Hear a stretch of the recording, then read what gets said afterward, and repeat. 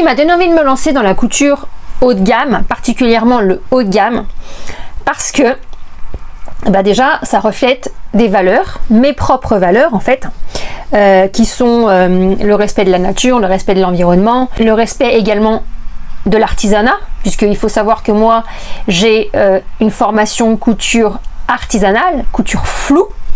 Donc du coup, couture floue, ça veut dire haute couture. Le flou, ça reflète la haute couture. Le flou, c'est l'artisanat. Il y a une différence entre le prêt-à-porter et le flou. Donc le flou, c'est vraiment sur mesure artisanal.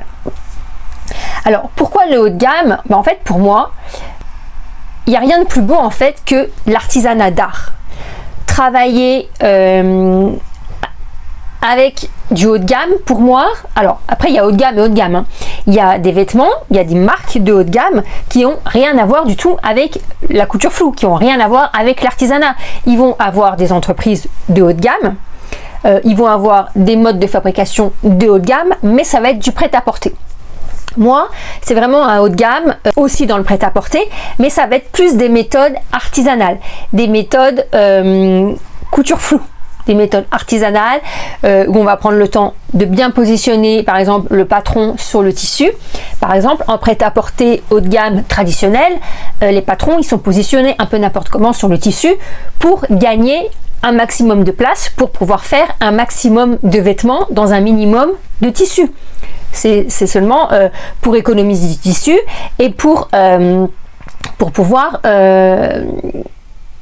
c'est économiser du tissu, mais c'est dans l'optique de faire rentrer un maximum de vêtements dans un minimum de tissu, pas pour l'économie, on va dire, pour que ce soit bien fabriqué, mais pour l'économie en fait que ça coûte moins cher. Parce que si par exemple dans 1 mètre de tissu, moi je fais rentrer 2 vêtements, et que en prêt-à-porter haut de gamme, dans 1 mètre de tissu, ils arrivent à en faire rentrer 4, forcément, ils vont être gagnants, ils vont gagner 2 vêtements. Donc, c'est également aussi un respect pour, j'allais dire, un respect pour mes ancêtres, un respect pour l'art, un respect pour mon apprentissage, un respect pour la matière, un respect pour le client aussi.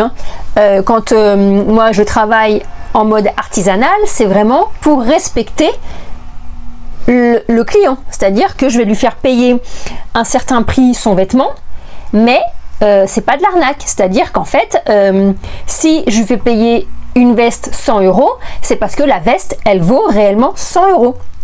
Il n'y a pas d'intermédiaire, etc. superflu, c'est vraiment que c'est du travail qui vaut 100 € en fait. Donc le haut de gamme pour moi c'est vraiment une valeur en fait. C'est pas genre j'ai fait du haut de gamme parce que il faut payer la publicité, il faut payer les mannequins, il faut payer ceci, il faut payer cela. Non, c'est du haut de gamme parce que c'est des méthodes artisanales, c'est des méthodes haut de gamme. Y a-t-il eu un moment déclencheur ou une expérience qui t'a fait comprendre que c'était cette voie que tu voulais suivre? Alors en fait moi, quand j'ai commencé la couture, quand j'ai été en école de couture, on avait le choix entre prêt-à-porter et couture floue. Alors c'est vrai que maintenant, à l'heure actuelle, le prêt-à-porter m'aurait plus servi pour la création d'entreprises, etc. C'est vrai que le prêt-à-porter aurait été plus adéquat pour pouvoir créer une entreprise, pour pouvoir créer du prêt-à-porter justement. Sauf qu'en prêt-à-porter, on ne coupe pas pareil qu'en haute couture. En fait, moi, j'ai un peu mêlé la couture floue au prêt-à-porter. En fait, c'est un peu comme si j'avais pris les techniques de couture artisanale floue et que je les avais un petit peu remaniées pour pouvoir en faire du prêt-à-porter. Je m'explique. Le prêt-à-porter, ça va être par exemple, on va coudre un col de chemise. Le prêt-à-porter, on va le coudre d'une certaine manière. Qu'on voie les piqûres, qu'on voie les surpiqûres, il y a aucun intérêt, on s'en fout en fait en prêt-à-porter du moment que on a cousu un col, on a cousu 100 cols dans un minimum de temps. Alors que la méthode floue, c'est moins vous allez avoir de piqûres, moins vous allez avoir de couture visible sur un vêtement et plus votre vêtement va valoir cher. C'est pour ça qu'en flou, quand on coud par exemple un col, il ne faut surtout pas qu'on voie le moindre fil qui dépasse. En couture floue, l'intérieur d'un vêtement doit être aussi beau que l'extérieur du vêtement. En couture floue, moins il y a de surpiqûres, plus c'est valorisé. Plus c'est du haut de gamme et plus ça va être cher. Ça va être un peu comme de la haute couture. Sauf que évidemment, quand on va coudre un col par exemple de chemisier à la main comme on le ferait en artisanat flou, et bien forcément en prêt-à-porter, si c'est nous qui faisons notre propre chaîne de production et qu'on doit coudre tout les cols à la main, et ben on va y passer des mois pour coudre, je sais pas, par exemple une collection de 10 cols, de 10 chemises. On va y passer des jours et au bout d'un moment on va vraiment avoir mal à la main. Alors que moi j'ai vraiment réussi à garder ce mode de finition, ce mode de couture de flou, de haute couture, de vraiment haut de gamme, et j'ai réussi à l'adapter à une production, une mini production on va dire, comme du prêt-à-porter, mais en gardant les méthodes artisanales, les méthodes floues.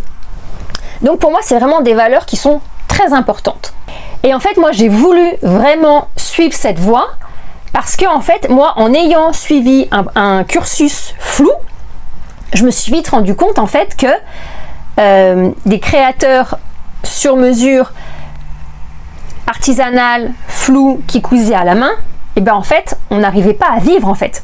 Et en fait, quand on sort de n'importe quelle école de couture ou même de maroquinerie ou de chaussures, on se rend vite compte qu'en fait, ce qui nous font apprendre à l'école, et ben en fait, c'est pas adapté, ce n'est plus adapté à notre monde de maintenant en fait. On ne peut plus adapter des méthodes traditionnelles, brutes comme on l'a appris à l'école, à notre mode, à notre monde du travail de maintenant. Ce n'est absolument pas possible.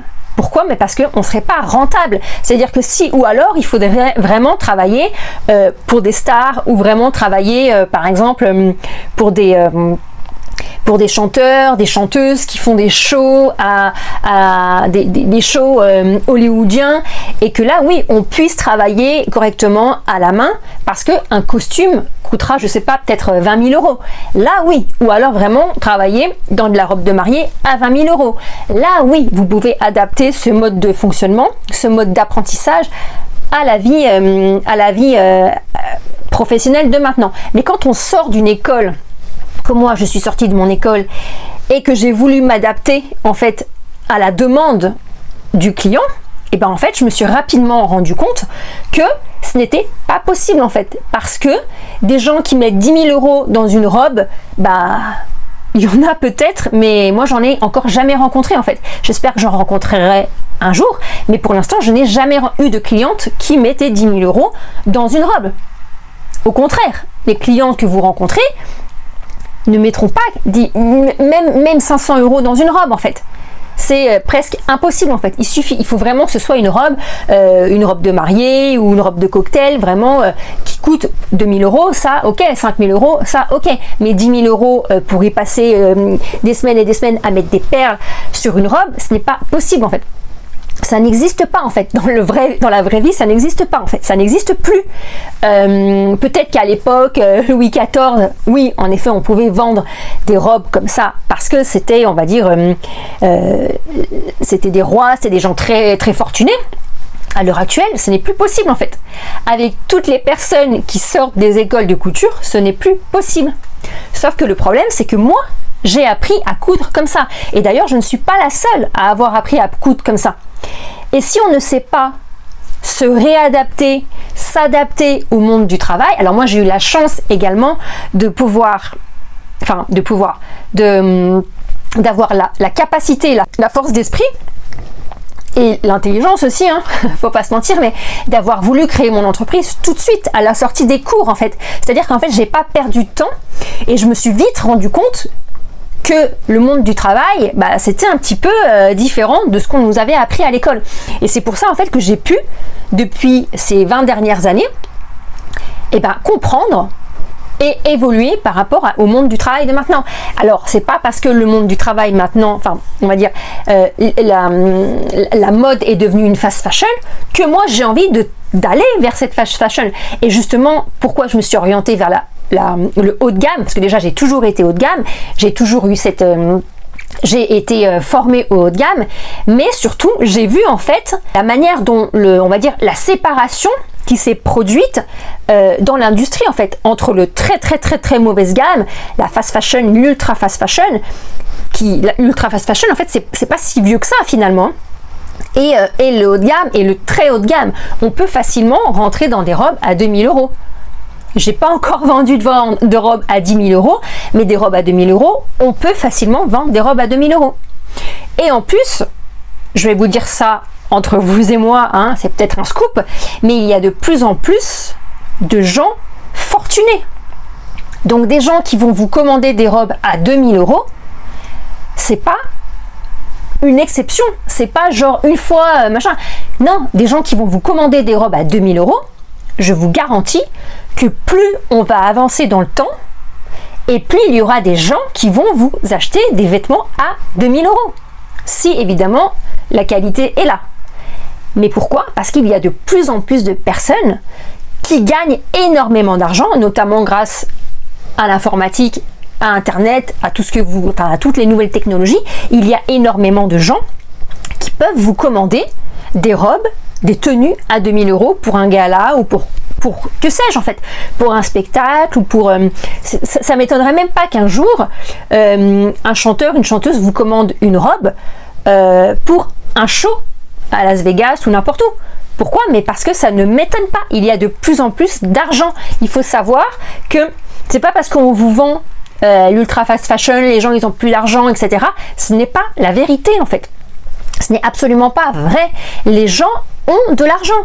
Le nombre de gens qui achètent des sacs de luxe juste pour avoir un sac de luxe, et on en voit fleurir de partout en fait. Des gens gagnent énormément d'argent, que ce soit grâce à la bourse, les crypto-monnaies, enfin bref, je ne vais pas rentrer dans les détails, mais il y a énormément d'argent qui circule. Et il y a de plus en plus de gens fortunés. Donc, n'ayez pas peur. Si vous voulez vendre des robes à 2000 €, je vous garantis que si vous avez la capacité, si vous avez les compétences, si vous avez appris correctement la couture, une robe à 2000 €, je vous garantis que vous pouvez en vendre. Je vous le garantis. Qu'est-ce qui, selon toi, différencie la couture haut de gamme de la couture classique?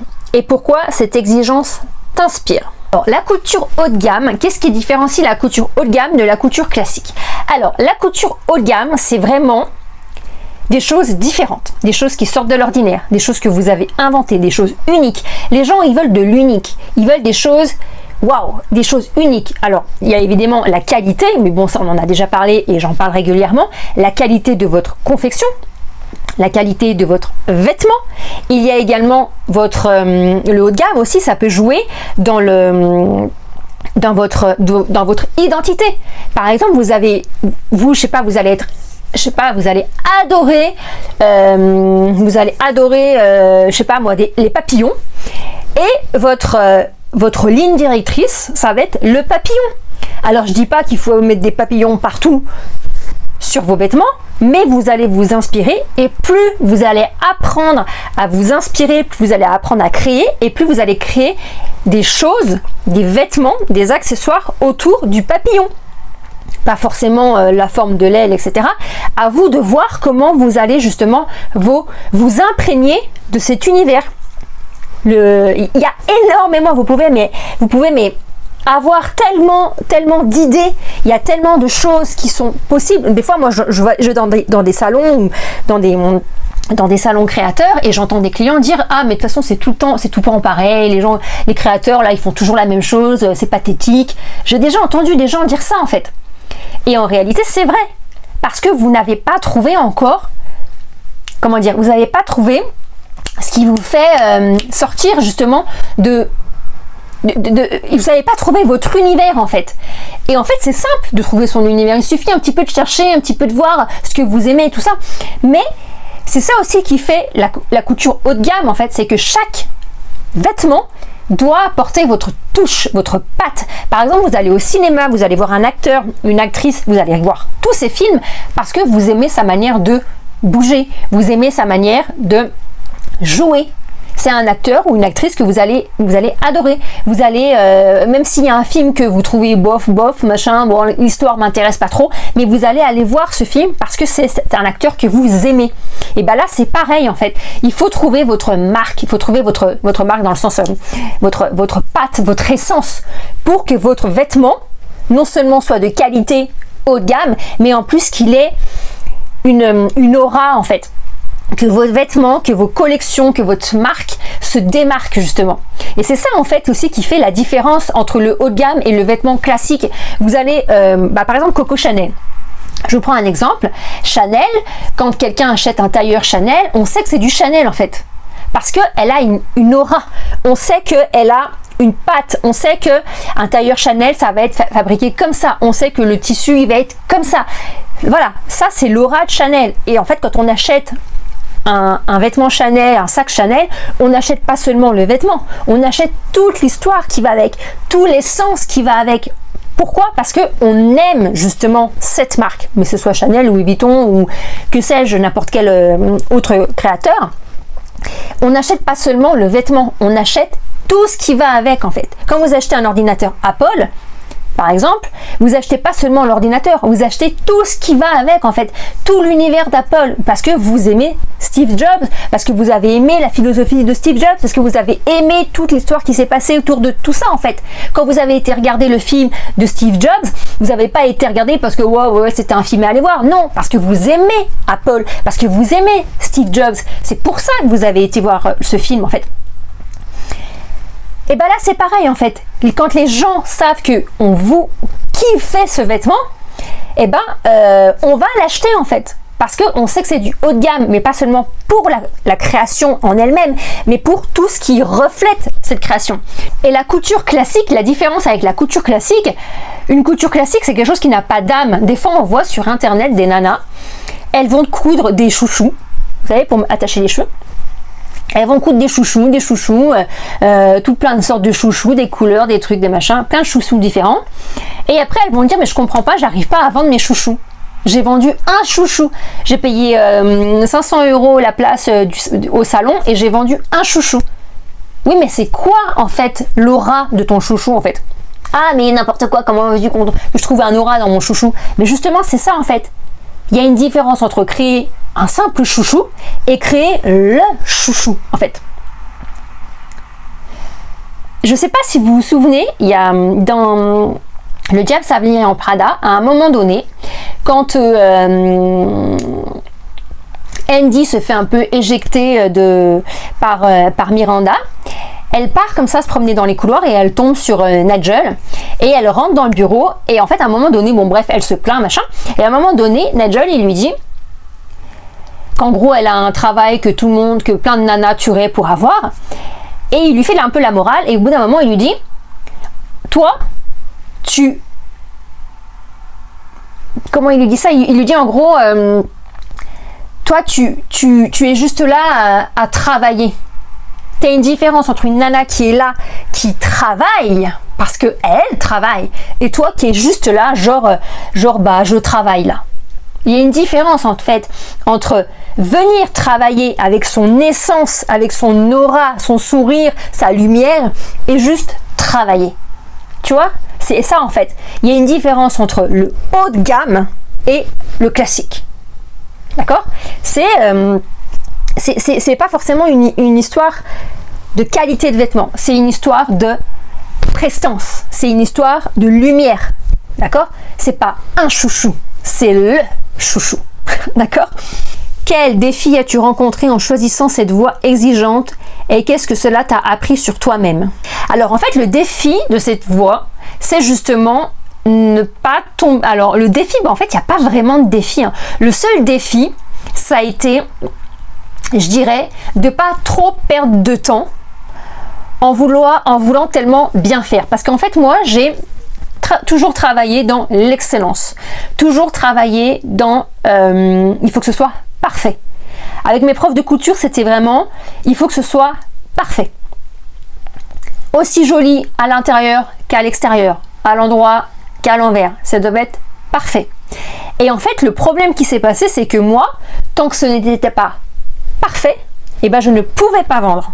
C'est-à-dire qu'en fait, j'ai eu beaucoup de temps à comprendre qu'en fait, la perfection existe. La perfection dans un vêtement existe.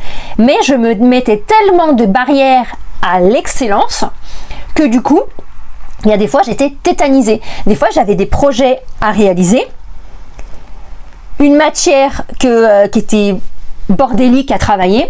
Je me tétanisais et je n'arrivais pas à avancer dans mon projet parce que justement, j'étais tellement tétanisée à faire une erreur que du coup, je ne pouvais même pas passer, en fait, un peu comme si vous montiez les escaliers, vous étiez tétanisé par la dernière marche qui est un petit peu cassée, et du coup, vous osiez même pas monter la première marche. Ben, moi, c'était ça, en fait. J'avais tellement peur de voir cette dernière marche que j'osais même pas franchir la première, en fait. Et si ça se trouve, la dernière marche, en fait, j'allais la passer super facilement. Et en fait, c'était ça mon plus gros défi, c'est qu'en fait, l'excellence existe, mais il ne faut pas que ça nous freine, en fait. Parce que même si à un moment donné, on fait une erreur, une petite erreur, il y a toujours moyen soit de recommencer, soit de racheter du tissu et de refaire, soit on fait un autre prototype, et c'est d'ailleurs pour ça qu'on fait des prototypes d'ailleurs. Mais il ne faut pas être paralysé, tétanisé par avoir peur d'échouer, alors qu'en fait, ça se trouve, on n'échouera jamais, en fait. Et en fait, moi, j'étais vraiment tétanisée par l'excellence, en fait. Et en fait, ça m'a appris sur moi-même qu'en réalité, il fallait pas avoir peur de ce qui potentiellement n'arrivera jamais, en fait. On entend souvent sur les réseaux sociaux des gens qui te disent « vaut mieux fait que parfait ». Et en fait, moi, cette phrase, pour moi, elle sonne pas, en fait. Elle sonne fausse parce que on ne fait pas. Il faut que ce soit parfait, en fait.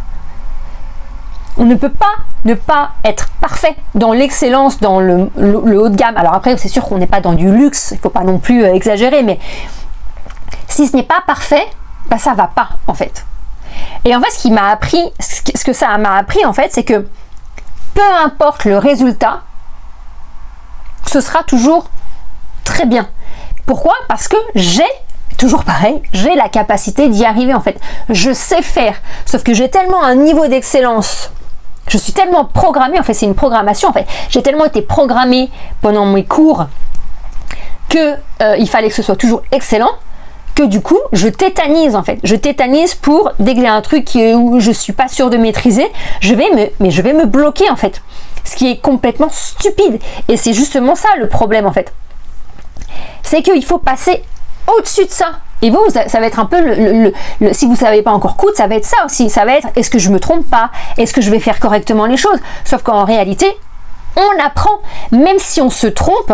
Et c'est justement ça, en fait, le fait d'avoir des bons professeurs, c'est que même si on se trompe, on va être corrigé. Et justement, on ne fera plus la même erreur. Vaut mieux se tromper rapidement avec un bon professeur, comprendre son erreur, parce que le professeur va nous expliquer, comprendre son erreur et passer rapidement au-dessus de cette erreur, que de galérer pendant des années en croyant limite voir qu'on fait quelque chose de bien, ou même de voir notre erreur mais on ne sait pas comment la corriger, on la corrige mais bon c'est pas terrible. Quand on a un bon professeur, c'est là qu'on voit que on peut rapidement passer cette erreur. Sauf que moi maintenant j'ai plus de professeur derrière moi, en fait. Et par exemple dans mon école de couture que j'ai créé, moi j'aide mes élèves, c'est-à-dire que même si demain ils décident de créer leur entreprise et qu'ils créent leur entreprise et qu'ils ont une difficulté dans leur travail, et ben comme c'est plus qu'une école, on garde contact, ils peuvent toujours me demander, voilà j'ai besoin de toi sur telle et telle chose, qu'est-ce que tu me conseilles de faire? Comment est-ce que toi tu ferais? Parce qu'en fait, c'est plus qu'une école. C'est carrément un système. C'est un écosystème. C'est de l'entraide, en fait. Non seulement je forme mes élèves, mais en plus je les aide à créer leur entreprise et je les soutiens pour que leur entreprise fonctionne. Et c'est ça, en fait, l'excellence, justement. C'est qu'en fait, on n'est jamais seul, en fait. On n'est jamais seul. Quand on est entouré d'un bon professeur, parce que moi, mes professeurs, ils m'ont appris pendant 6 ans. Mais maintenant, à l'heure d'aujourd'hui, si je fais un truc et je suis pas sûre de moi, ben je suis tétanisée, en fait. Sauf que quand on a un professeur qui est toujours derrière nous, qui nous dit mais t'inquiète, je suis là, il n'y a pas de problème, et ben ça nous aide. Et en fait c'est ça que j'ai appris sur moi, c'est que même si j'ai peur de rater, je suis capable de travailler dans l'excellence. Et peu importe ce qui se passe, même si je me foire complètement, je rachète du tissu et je recommence. Ce qui n'est jamais arrivé, hein. Mais en fait c'est ça, il faut apprendre à avoir confiance. Et l'expression fait vaut mieux que parfait, en couture, enfin en haut de gamme, non. Mais après, en prêt-à-porter, même si on se trompe sur un modèle, bah, c'est pas grave, le modèle on le met de côté, on le répare ou on le vendra moins cher, on le liquidera moins cher, etc. Mais il y a toujours moyen d'y arriver en fait. Et c'est ça que j'ai appris justement en travaillant également, et j'ai appris évidemment beaucoup plus de choses parce que en ayant travaillé dans ma propre boîte et en ayant aidé d'autres élèves et des stagiaires, bah, je me suis rendu compte en fait de comment évoluer et comment justement le monde de la mode, le monde du vêtement a évolué. En quoi ce choix reflète ta vision de la mode et ce que tu veux transmettre à tes élèves dans ton école de couture professionnelle? Alors déjà, la vision de la mode, pour moi, la mode, c'est terminé. Est-ce que vous, alors moi je ne sais pas, j'habite pas dans une grande ville, mais si vous habitez dans une grande ville, est-ce que vous avez déjà vu quelqu'un se promener dans la rue, ou est-ce que une de vos amies ou un de vos amis était toujours habillé à la pointe de la mode? Est-ce que il était toujours à suivre les tendances? Est-ce que vous êtes toujours à suivre les tendances? Ben moi en fait, je vais vous dire un truc, je n'ai jamais, mais jamais vu quelqu'un suivre la mode. En réalité, oui, par exemple, je sais pas moi, c'est la mode des vestes en jean. Les gens vont acheter des vestes en jean, mais ils vont peut-être acheter une veste en jean et puis c'est tout.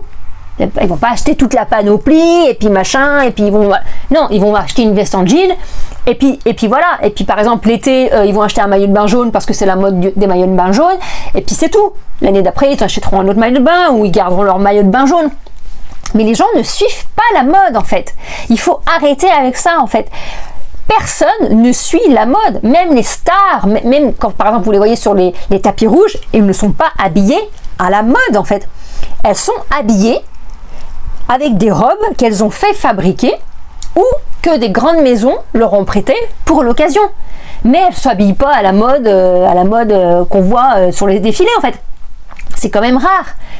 Ou alors elles ont vu une robe sur un défilé, pendant un défilé, et elles se disent « Ah bah cette robe-là, j'aimerais bien l'avoir pour tel et tel événement, le festival de Cannes ou je ne sais quoi. » Mais même les stars ne se promènent pas à la mode. Quand elles vont jeter leurs poubelles, quand elles vont chercher leurs gamins à l'école, quand elles vont faire les courses, vous croyez franchement qu'elles sont habillées à la mode?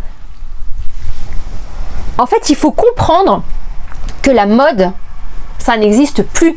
La mode, en fait, c'est chacun, en fait c'est même plus la mode, c'est pas la mode, c'est son style en fait. Il faut avoir un style. Et c'est vraiment ça que je veux transmettre à mes élèves, c'est qu'en fait, il faut arrêter de vouloir coller à la mode, arrêter d'être dans les tendances, les modes, les machins.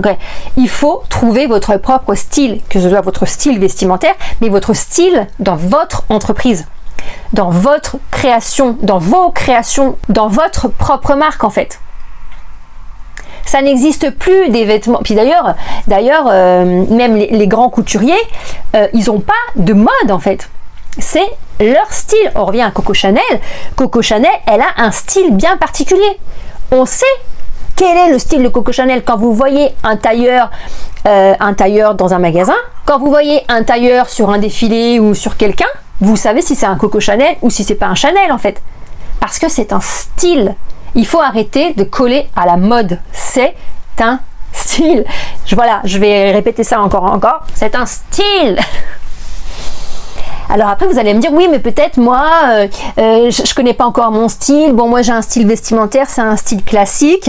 Je vois pas comment je pourrais développer une marque avec mon propre style. Mais justement, ça, on l'apprend. Ça s'apprend. Ça se développe, ça se travaille. Vous croyez que Coco Chanel est arrivée du jour au lendemain comme ça, elle s'est dit, ah bah tiens, je vais faire des tailleurs droits. Non, il y a eu tout un processus, il y a eu de la réflexion, il y a eu de la recherche, il y a eu des idées, il y a eu des croquis, il y a eu des ratés. Voilà, ça se travaille. Ça se travaille.